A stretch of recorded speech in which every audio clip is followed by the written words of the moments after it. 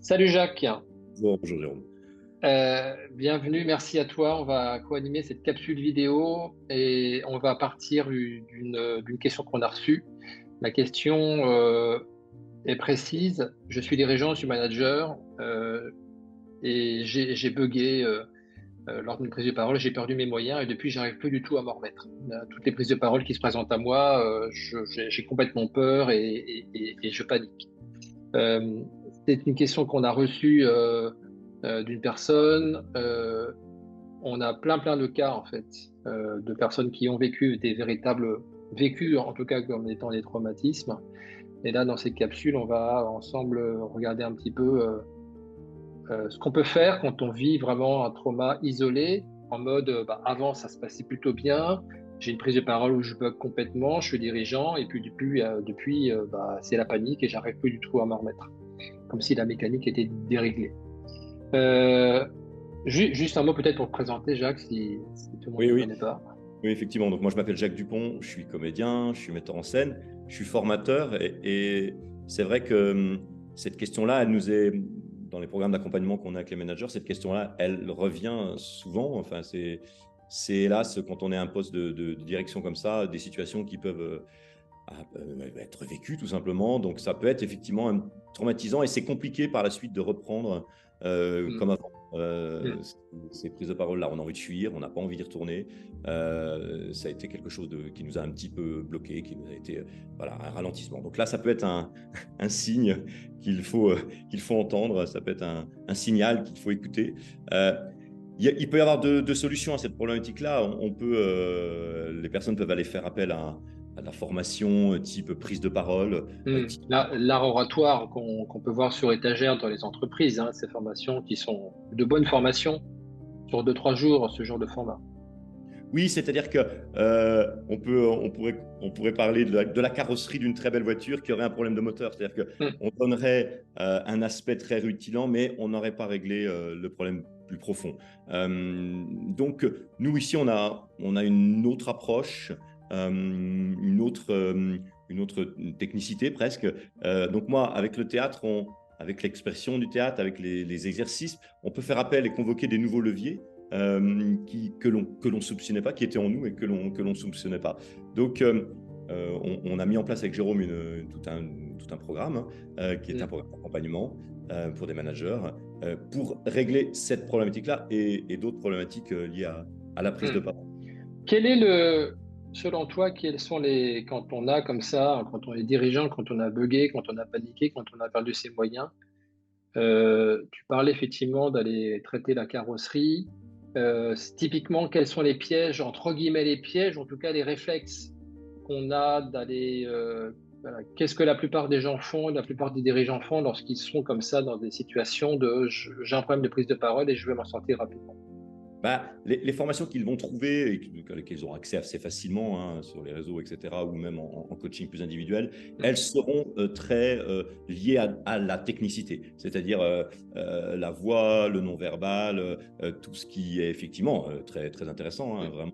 Tu disais voilà, des techniques oratoires qu'on connaît par mm, ailleurs, mais c'est vrai que ça peut rajouter du stress au stress, c'est-à-dire qu'on se retrouve devant le moment de la prise de parole. On a fait cette formation qui a été de très bonne qualité. On y a pu y trouver, pourquoi pas, un nouvel outil, etc. Mais on s'est dit, alors attends, je devais mettre la main comme ça, ma posture, elle n'est pas bonne. Donc, c'est quelque chose qui ne résout pas l'alignement que l'on veut tous. C'est-à-dire qu'on voudrait faire en sorte que nos prises de parole nous ressemblent. Et c'est vrai qu'avec ce genre de formation qui serait peut-être un peu trop technique avec une sorte d'appellation. C'est-à-dire que si je fais ce geste-là, je vais amener cette émotion-là.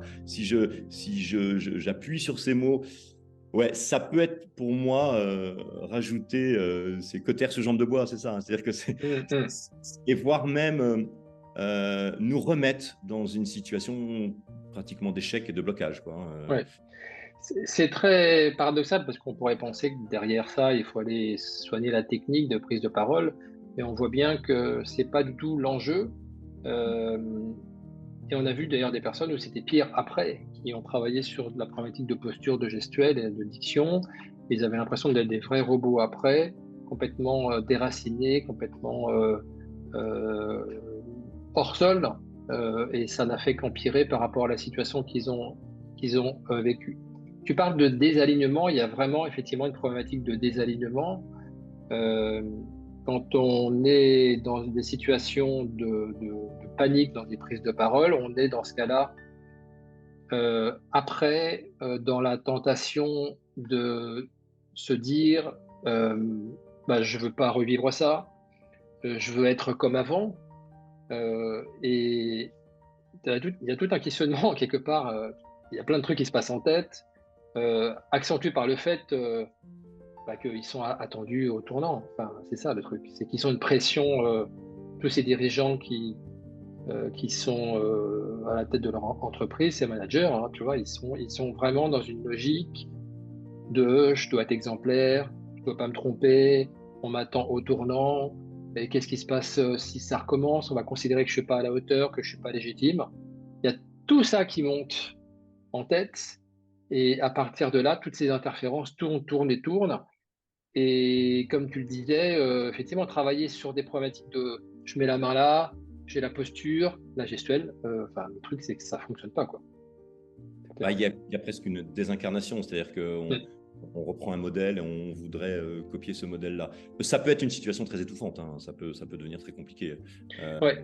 Moi, on a eu des gens dans le programme qui nous ont rejoints et qui nous disaient qu'après, ils avaient presque fait un burn-out. Ça les a, en fait, ils se vidaient complètement de leur énergie, cette fuite, cette peur en mode si ça se reproduit, je suis foutu parce qu'on va considérer vraiment que là, je suis pas du tout à ma place. C'est vraiment une descente aux enfers pour certains, où on peut tutoyer l'épuisement professionnel, le burn-out. Donc, c'est vraiment quelque chose à prendre au sérieux. Euh, ce qui est incroyable, parce que on est parti de, ok, ça j'ai mal vécu ma prise de parole, ça s'est pas bien passé, j'étais pas bien, pour X raisons d'ailleurs. Ça peut être parce que j'étais fatigué, parce que j'ai pas bien préparé, mais il y a un truc qui s'est passé. Un truc qui s'est passé, et à partir de là, ça a foutu en l'air, si je le dis simplement. Complètement, c'est vraiment, ça dérègle tout. oui, après, ça ouvre des nouvelles perceptions qui ne sont pas des perceptions, en tout cas, entre guillemets, justes. C'est-à-dire que Hmm. seul coup, on perçoit, dès que l'on va reprendre la parole, voilà, on est toujours dans le va-et-vient, il ne m'écoute pas, je ne suis pas assez performant, je suis trop expert, je vais trop vite, voilà, voilà. Tout ça, ça nécessite voilà, de remettre un petit peu l'appareil sur l'établi, hein, c'est comme ça qu'on dit, Hmm. pour repartir. Et peut-être effectivement révéler un nouvel orateur en nous, voilà, ça sera peut-être plus comme avant, justement. Peut-être Ouais, que. c'est peut-être effectivement le piège, c'est de se dire ça doit être comme avant. Hmm. On veut aller rechercher quelqu'un qu'on était avant, c'est peut-être sans doute pas la bonne solution, parce que finalement, je parle trop rentrer dans le détail, mais si on veut pas reproduire ce qu'on a reproduit, on va tenter dans sa posture de dirigeant d'entreprise de se dire je veux surtout paraître quelqu'un de confiant parce que j'ai perdu les moyens, et donc je vais complètement en fait jouer euh, une partie de moi, le dirigeant qui est solide, qui est confiant, qui contrôle, qui maîtrise. Je vais essayer de projeter ça. Et puis, en même temps que je projette ce dirigeant super solide, je vais tout faire pour cacher bah, celui qui s'est planté 3 semaines avant, qui a perdu ses moyens, qui a peur. On se retrouve dans une problématique de j'ai peur d'avoir peur, en fait. Hmm. Hmm. Et ce j'ai peur d'avoir peur, c'est un véritable monstre, en fait, qui grossit à chaque fois qu'on prend la parole. Oui, et c'est un peu le rat dans sa roue, hein. Ouais, qui tourne, qui tourne, qui tourne. Ouais. Ça peut être vraiment épuisant et on n'en voit pas à la boue, on n'en voit pas Mm, mm, une solution, quelque chose qui pourrait. euh, L'enjeu ici, c'est aussi, c'est ça qu'on voulait faire cette capsule, c'est aussi mm. être capable par la suite de pouvoir prendre la parole dans n'importe quelle circonstance. C'est-à-dire que ce n'est pas forcément à des moments où on est attendu, etc. C'est avoir cette aisance-là et trouver surtout des prises de parole qui nous ressemblent. Mm. Alors, c'est un peu antinomique, effectivement, avec toutes ces formations dont on parlait, parce que elles sont, comme toute formation technique, elles sont là pour répondre à une demande. Donc, elles donnent un cahier des charges, presque, hein, pour ainsi dire. Et là, l'idée, c'est essayer d'aller chercher euh, moi qui suis comédien, le fameux Vincent Lindon, quoi. Voilà, ce Mm. comédien incroyable qui fait des succès et qui a, pour ainsi dire, été et est un très mauvais orateur. Donc, il Mm. a Voilà. Et pourtant, il réussit et il est performant dans son art. Ouais. Euh, C'est ça qui est génial, c'est que finalement, et qui est difficile et complexe aussi, c'est que pour se réaligner, le danger, c'est d'aller chercher à l'extérieur de soi, en se comparant des personnes qui sont super orateurs, parce qu'on considère qu'ils le sont, parce qu'ils s'expriment bien, ils ont une bonne gestuelle, une bonne diction, c'est fluide, Drôle. etc. Gros. Et alors que finalement, on a tout en nous. Et que ce que j'évoquais juste avant, c'était cette peur d'avoir peur. Le point de départ, effectivement, quand on veut se remettre debout d'une situation où on a bugué dans une prise de parole, c'est déjà considérer que la peur, euh, passer de la peur est notre ennemi, est mon ennemi, à la peur est mon ami. C'est la première étape pour voilà, se désensibiliser. Le problème n'est pas la peur de prendre la parole, parce que acteurs, comédiens, ils ont tous peur. Dans ton exercice, la peur, le trac, ça fait partie de ton quotidien. Le problème n'est pas le trac, on va utiliser ce mot-là à prendre la parole, mais le problème est de considérer que le trac est un problème. Voilà.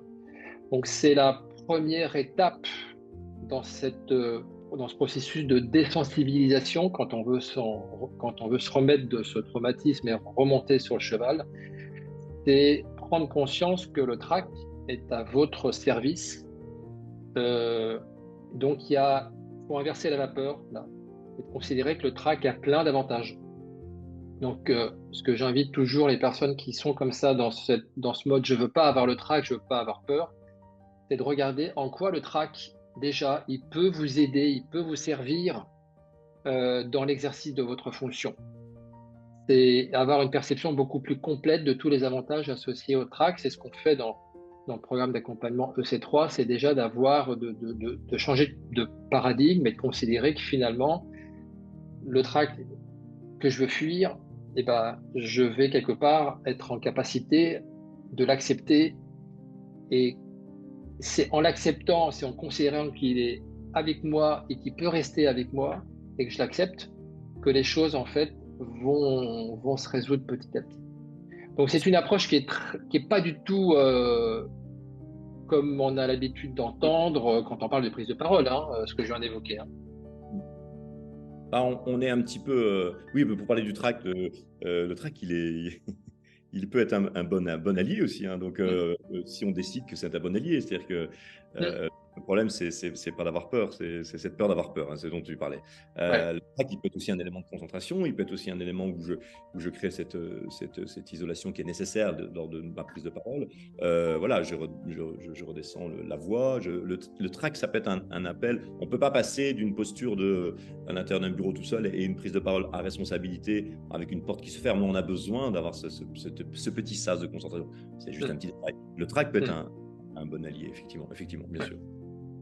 Bon, voilà, c'était cette capsule qu'on voulait faire avec Jacques, un peu cette discussion à bâton rompu entre nous pour que vous puissiez aussi prenez ce dont vous avez besoin dans cet échange. Euh, Là, on a voulu mettre la lumière sur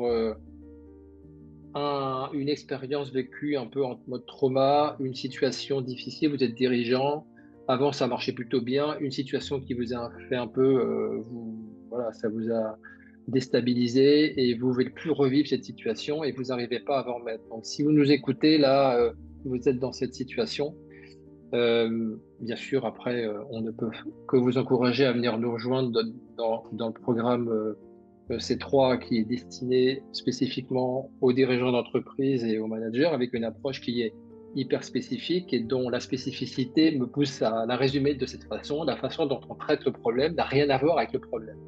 Voilà, une fois que j'ai dit ça, une fois que j'ai enveloppé tout ça de mystère, euh, vous pouvez poser votre candidature si vous souhaitez nous rejoindre pour justement rentrer dans cet univers, dans cette expérience de reprogrammation quelque part, parce que c'est une sorte de reprogrammation.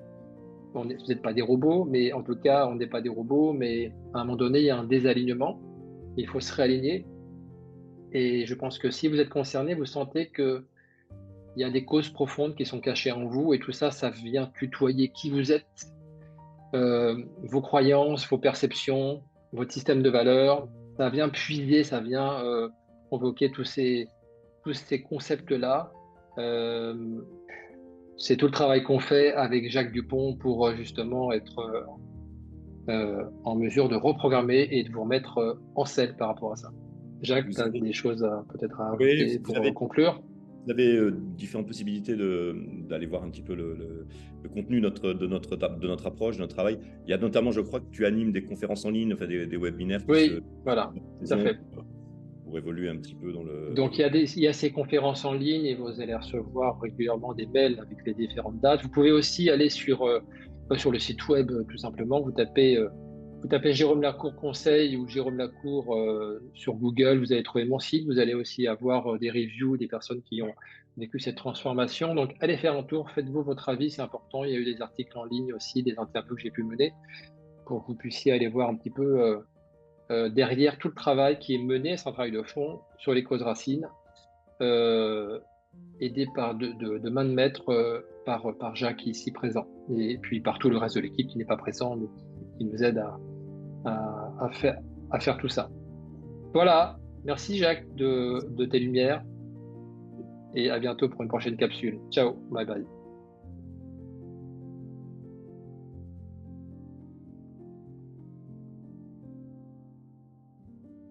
On a travaillé vraiment mon identité, mes croyances, mes perceptions. De ce fait-là, en fait, mes émotions ont vraiment baissé. Au bout de 4 semaines, j'ai fait un discours devant une vingtaine de personnes et j'ai fait une prise de parole pendant 20 minutes. Maintenant, en fait, ça devient un plaisir. J'avais effectivement un stress qui était là, un bon stress, un stress comme j'ai pu connaître quand j'ai fait du théâtre. Et une fois que ça a démarré, j'avais fait une présentation qui me ressemblait, qui était avec des mots qui étaient les miens, des images qui étaient les miennes. Et j'étais bien, ça s'est bien passé, j'ai pris du plaisir, ce qui m'était pas arrivé depuis bien longtemps sur ce type d'exercice. Alors en fait, il y a eu des résultats donc chez moi tout de suite.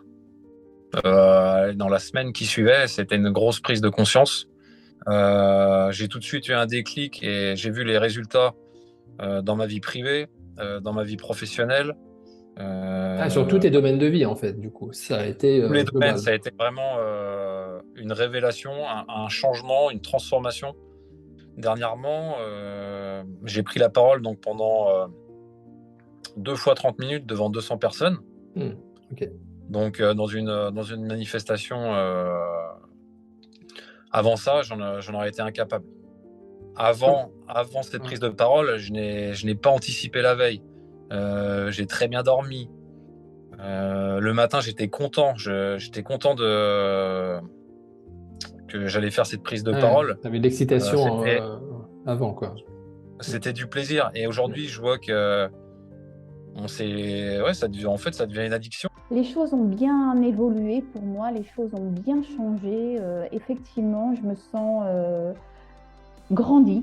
Voilà, grandie. D'accord. Oui, absolument. Je me sens grandie. Je me sens en expansion. Voilà, le mot va pouvoir surprendre. J'ai l'impression que mon univers s'est agrandi, visuel, respiratoire en quelque sorte. Enfin, oui, je me sens complètement à ma place. Effectivement, je sais pourquoi je suis là. Je sais ce que j'ai envie d'apporter et j'ai pas de doute, voilà, sur le bien fondé de mon enseignement, même si effectivement on a toujours à progresser, mais voilà, je me remets plus trop en question. Voilà, je suis légitime dans ma position, dans ma prise de parole. C'est très agréable. Ouais. Résumé, je pourrais dire que je suis redevenue moi-même au travers de mes prises de parole et que je suis mieux entendue aussi en réunion. On m'écoute mieux, on me comprend mieux. J'ai peut-être plus de leadership aussi, mais naturellement. Je suis Gwenaëlle, j'ai 51 ans, je suis responsable service client, j'anime des réunions, j'interviens en CODIR et justement, j'ai eu une très très mauvaise expérience il y a à peu près 2 ans sur une intervention en CODIR qui s'est très très mal passée, qui a été pour moi en fait un déclencheur et un choc où j'ai carrément en fait perdu mes moyens, je n'arrivais plus du tout à respirer, je m'ai perdu encore plus confiance en moi.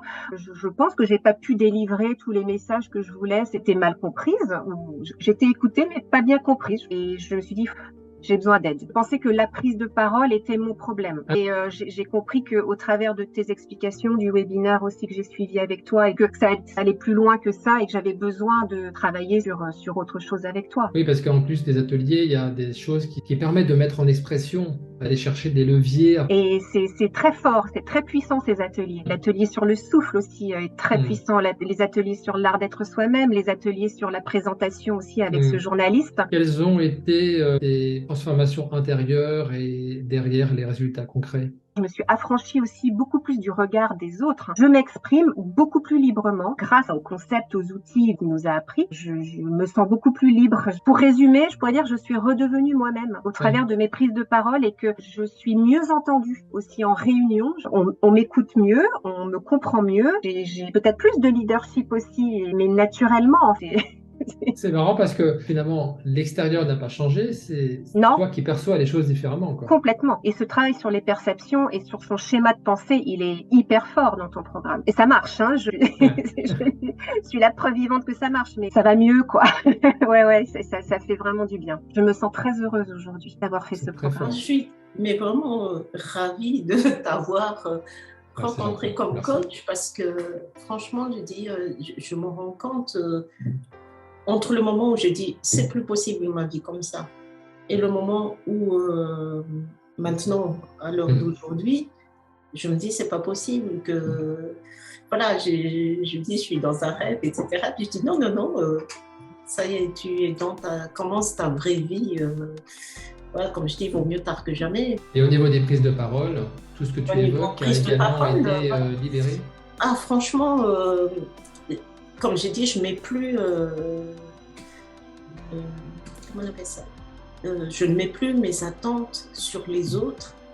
Du coup, c'est hyper confortable parce que je me dis finalement, qu'on m'écoute ou qu'on m'écoute pas, j'ai dit ce que j'ai à dire. Point.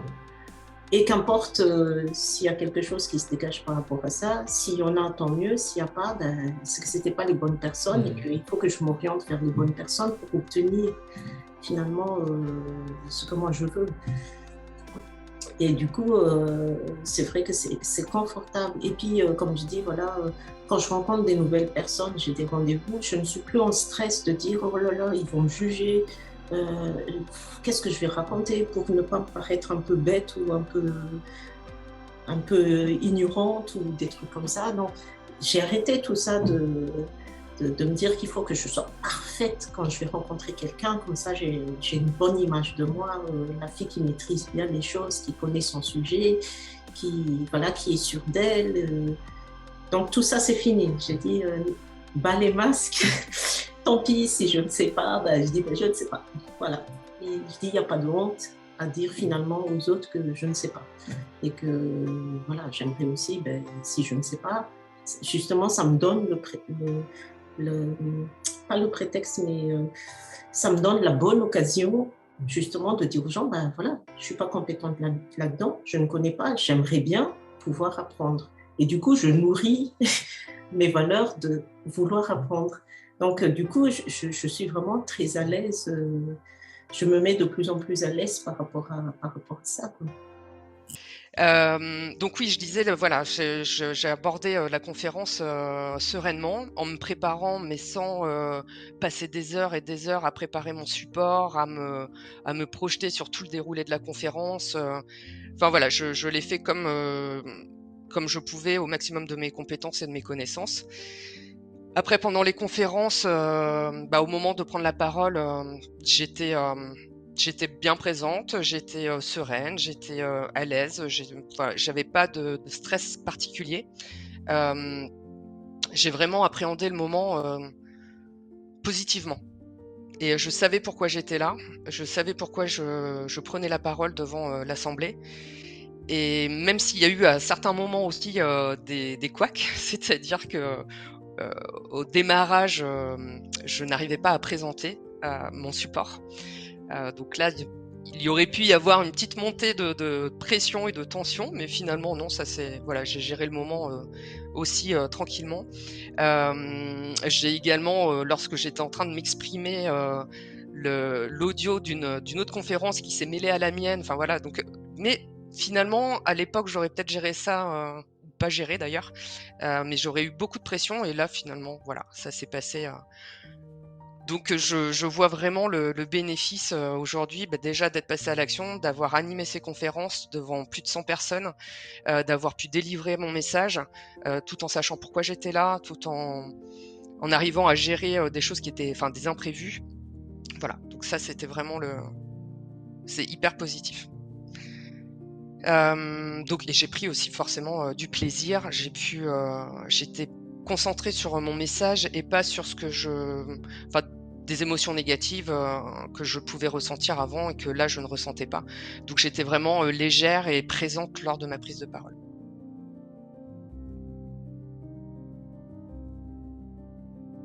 Oui, clairement, parce que de moi-même j'avais déjà essayé toute seule. Ensuite, j'ai suivi aussi des coachings en prise de parole, mais qui étaient très axés sur la technique. Donc voilà, gérer son stress, gérer son stress, comment se tenir, être vertical, etc. Enfin bon, mais c'était pas suffisant. J'ai fait de l'initiation théâtrale aussi, mais donc j'avais besoin d'un autre accompagnement qui allait me permettre de déverrouiller des blocages qui étaient bien ancrés et que je n'arrivais pas moi seule, ni même avec les formations axées sur la technique. Donc non, quand tu m'as présenté lors de cet entretien, quand on a eu cet échange, je voyais tous les avantages et tout l'intérêt de suivre ton programme. Ok. Parce que ça répondait vraiment à des points que jusqu'à maintenant j'avais pas trouvé en fait, un accompagnement que j'avais pas trouvé ailleurs. J'ai accepté ton invitation, Jérôme, parce que je suis convaincue de l'efficacité de ton programme, pour l'avoir vécu et pour voir les effets sur mon quotidien, sur moi aussi, ma reprise de confiance en moi, la légèreté que je peux ressentir quand je prends la parole, et puis surtout d'arriver à passer à l'action dans ce que j'ai envie d'entreprendre et d'avoir levé tous les blocages en fait. Donc merci aussi à toi Jérôme pour le programme que tu as créé et que tu proposes.